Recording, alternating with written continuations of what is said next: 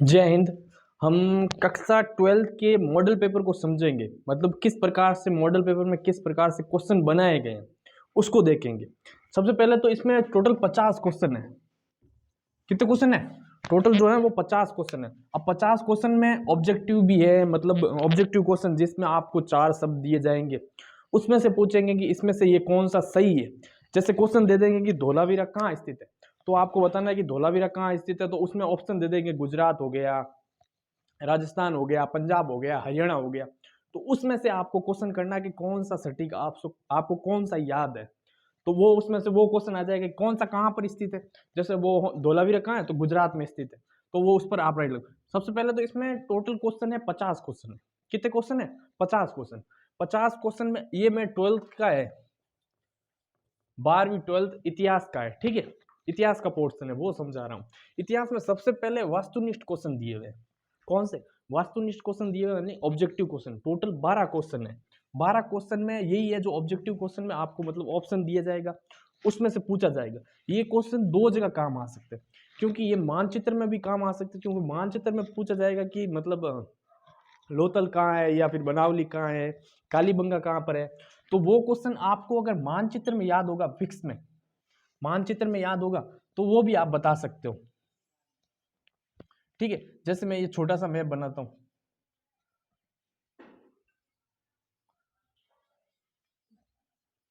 छोटा सा। जैसे आपसे पूछ लेंगे कि लोथल कहाँ है, तो गुजरात में स्थित है। तो इससे आपके दो क्वेश्चन तैयार होंगे। एक तो लोथल गुजरात में स्थित है, और एक आप एक तो क्वेश्चन तैयार हो गया ऑब्जेक्टिव।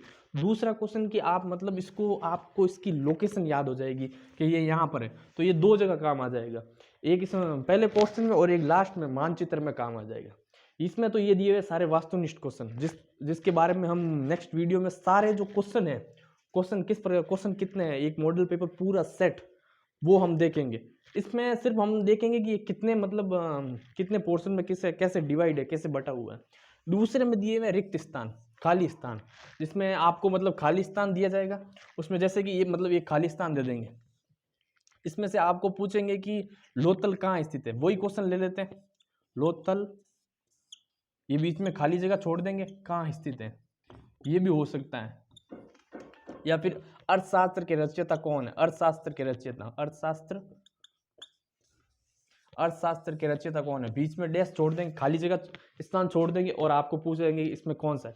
ये आपके 6 आएगी, 6 खाली जगह आएगी, ठीक है। कितनी? 6 खाली जगह। बाद में पूछेंगे अति लघुतात्मक प्रश्न। ये टोटल 12 क्वेश्चन होंगे। कितने क्वेश्चन होंगे? 12 क्वेश्चन अति लघुतात्मक क्वेश्चन में। जैसे कि आपसे पूछा गया छोटा सा क्वेश्चन, मेगास्थनीज की रचना का क्या नाम है, तो आप लिखोगे मेगास्थनीज की रचना का क्या नाम है? इंडिका। तो वही क्वेश्चन है, जैसे मेगास्थनीज की रचना इंडिका है। जैसे अर्थशास्त्र मतलब किसकी रचना है, तो कौटिल्य की। किसकी? कौटिल्य की। ये हो गए अति लघुतात्मक। इसमें टोटल क्वेश्चन का पोर्शन है 30 क्वेश्चन आएंगे। कितने क्वेश्चन है टोटल? 30 क्वेश्चन है टोटल। कितने क्वेश्चन है? 30 क्वेश्चन है, ये याद रखना। इसमें 30 क्वेश्चन है लगभग। ये क्वेश्चन का ये पोर्शन है जो आपको 15 मिनट में करना है, कम से कम 15 मिनट लगे आपको। इसमें खासकर टाइम मैनेजमेंट का ध्यान रखना है। 15 मिनट के अंदर अंदर जो ये पोर्शन है वो आपको करना है। कितने में? 15 मिनट में। उसके बाद में लघुतात्मक प्रश्न, अति लघुतात्मक थोड़े से बड़े होंगे वो क्वेश्चन, थोड़े से आपको बड़ा। आपको शब्द सीमा का ध्यान रखना है खासकर। इसमें शब्द सीमा खासकर 50 सबसे ज्यादा नहीं लिखना है आपको। ऐसा नहीं है कि छोटा सा क्वेश्चन पूछा गया है या आपसे पूछा जाएगा कि अर्थशास्त्र के बारे में लिखो, तो ऐसा नहीं है कि आप पूरा का पूरा 2 पेज भर दो। नहीं, आपको खासकर समय और शब्द सीमा का ध्यान रखना है। 50 शब्द में ही ये क्वेश्चन होना चाहिए। मान के चलो ज्यादा से ज्यादा 4 या 5 लाइन, इससे ज्यादा लाइन नहीं। ज्यादा से ज्यादा 5 लाइन में आपको क्वेश्चन लिखना है। कितने में? 5 लाइन में। और खास जो आए वही सटीक लिखना है। ऐसा नहीं फालतू में जो भी चीजें वो सजा दी। अगर बड़े क्वेश्चन होंगे ना वो 250 नंबर में, उसमें आप थोड़ा एडजस्ट कर सकते हो, लेकिन इनों में नहीं, ठीक है। ये टोटल क्वेश्चन होंगे 13 क्वेश्चन। कितने क्वेश्चन होंगे? टोटल 13 क्वेश्चन होंगे, और लगभग 50 शब्द सीमा के अंतर ही आपको लिखना है, इससे ज्यादा नहीं लिखना है लघुतात्मक क्वेश्चन। उसके बाद में है दीर्घ लघुतरात्मक क्वेश्चन। इससे थोड़े बड़े क्वेश्चन होंगे। इसके अंदर शब्द सीमा होगी 100 शब्द सीमा। जैसे आपको पूछा जाए, क्वेश्चन पूछा जाए कि सिंधु घाटी सभ्यता के बारे में लिखिए। सिंधु घाटी सभ्यता या सिंधु घाटी सभ्यता कैसी थी, सिंधु घाटी सभ्यता कैसी थी, सिंधु घाटी सभ्यता के बारे में लिखो, जिसमें आप क्या क्या पॉइंट लिखो। सिंधु घाटी सभ्यता नगरीय थी, वहाँ के मतलब कौन कौन से वहाँ पर स्थल थे, महत्वपूर्ण स्थल कौन कौन से थे, मोहनजोदड़ो हो गया, हड़प्पा हो गया, राखी गढ़ी हो गया, या फिर राजस्थान के अंदर कौन से स्थल थे, हमारे गुजरात में वो स्थल को लास्ट में वो उसके नाम है। पहले आपको इसकी विशेषताएं बतानी है। सिंधु घाटी सभ्यता नगरीय सभ्यता थी, वहाँ पर समकोण काटती सड़कें मिली है, मतलब जो मतलब बहुमंजिला मकान भी मिले हैं, मतलब उत्तरी दिशा पश्चिम दिशा में ये लोग रहते थे, पूर्वी दिशा में ऐसे लोग रहते थे, निम्न वर्ग के लोग रहते थे, उसका बारे में डिवाइड करके भी आपको लिखना है शॉर्टली। ठीक है, ये सिंधु घाटी सभ्यता, ये मतलब इसमें आपको 100 शब्द सीमा में लिखना है, ज़्यादा फालतू चीज़ नहीं, लेकिन हाँ बीच में थोड़ा आप बीच में एडजस्ट कर सकते हो, बीच में थोड़ा बहुत एडजस्ट कर सकते हो। बाकी ये कितने शब्दों में, लगभग आपको 100 शब्दों में लिखना है। क्वेश्चन कितने आएंगे, 4 क्वेश्चन आएंगे, 4 क्वेश्चन। इसके लिए आपको 45 मिनट मिलेंगे, लगभग 45 मिनट मिलेंगे, लगभग आपको 45 मिनट में ये क्वेश्चन करना। आप खासकर सोचना कि कितना कम समय हो सके उतने में आप इसको एडजस्ट करने की कोशिश करना।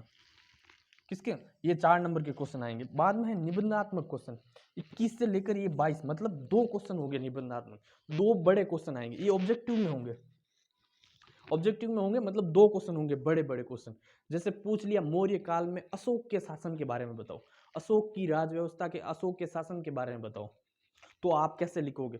अशोक की या धर्म की नीति थी उसके बारे में बताओ, या पूछ सकते हैं समुद्रगुप्त के बारे में बताओ, वो क्वेश्चन पूछ सकते हैं इसमें, जिसमें आपको बड़ा मतलब खासकर मतलब ऐसे पॉइंटों का ध्यान रखना है।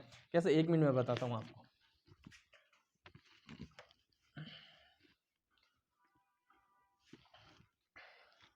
जैसे आप मतलब कोई भी शब्द लिखो, जैसे अशोक के दम के बारे में बताओ, तो दम लिखना है, उसके नीचे खास कर एक अंडरलाइन करना है, या आप अगर पॉइंट लिखो ना तो इस पॉइंट को ऐसे मतलब पॉइंटों को भी लिख सकते हो। खासकर मतलब अगर आप 100 शब्द की सीमा में, 50 शब्द की क्वेश्चन की सीमा में लिखो ना, अगर आप पॉइंट में लिखोगे ना आंसर, तो आपको नंबर ज्यादा मिलेंगे। और मतलब जैसे मतलब आपको खासकर जो वर्ड ज्यादा हाईलाइटली है उसके नीचे अंडरलाइन भी करना है, क्या ठीक है, अंडरलाइन भी करना है। और ऐसे मतलब चिन्हों का भी ज्यादा प्रयोग करना, जैसे जैसे तीर के चिन्ह का, मतलब जैसे कि आपको मतलब उस पर एकदम सटीक दिखे कि हाँ एग्जामिनर का हाँ इस पर नंबर देने के लिए लायक है, तो मतलब ऐसे चिन्हों का, जैसे स्टार का, ऐसे बीच में वैसे मतलब प्रयोग करके आप पॉइंट भी लिख सकते हो।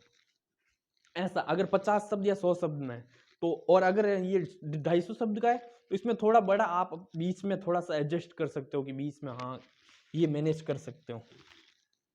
ठीक है, इसके अंदर आपसे 4 क्वेश्चन पूछे जाएंगे, कितने, 4 क्वेश्चन। अब है आगे निबंधात्मक क्वेश्चन, निबंधात्मक क्वेश्चन में मतलब 250 नंबर का ये 2 क्वेश्चन नहीं पूछे जाएंगे। कितने क्वेश्चन है, 2 क्वेश्चन, ये 2 बड़े बड़े क्वेश्चन। अब कौन कौन से बड़े क्वेश्चन होंगे वो मैं आपको बता दूं, ये सबका पोर्शन एक बार मैं आपको समझा दूंगा, मतलब कि कौन कौन से महत्वपूर्ण क्वेश्चन है, वो भी मतलब 2 मॉडल पेपर करेंगे, 1-2 मॉडल पेपर करेंगे, उसके अंदर आपको मैं बता दूंगा। ठीक है, निबंधात्मक क्वेश्चन, और उसमें बाद में सबसे लास्ट में आएगा मानचित्र।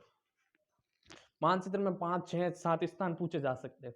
जैसे ये मेरे पास में ये वर्ल्ड मैप का लगा हुआ, वर्ल्ड मैप लगा हुआ, इसमें जैसे इंडिया का है, मतलब इंडिया को मैं आपको छोटे से दिखा देता हूँ। अगर आपको मतलब किसी चीज कोई चीज याद होगी वो पूछे, जैसे कि महाजनपद है, महाजनपद है, जैसे महाजनपद वाराणसी हो गया, मत्स्य महाजनपद हो गया, जैसे आपको सीधे से पूछ लेंगे मत्स्य महाजनपद कहाँ स्थित है।